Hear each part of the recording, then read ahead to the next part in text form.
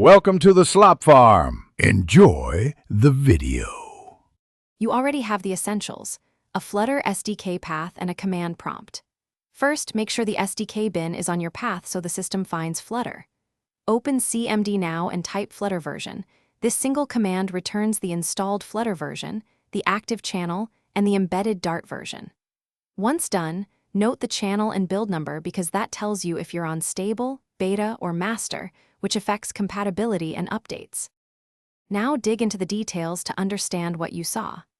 Run Flutter Dr. V to reveal platform tool versions and any missing components such as Android SDK or device drivers.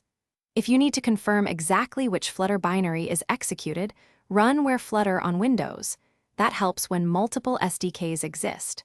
Once you decide to update or change channel, use Flutter Upgrade or Flutter Channel Stable or Beta/Dev. Finish by validating your changes.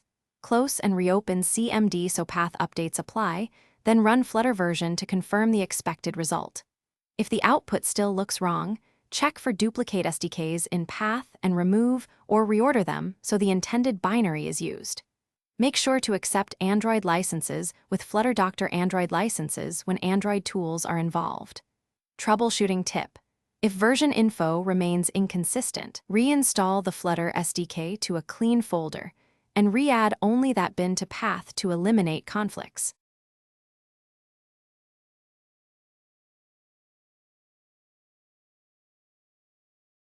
Thanks for watching. Consider subscribing if we helped you today.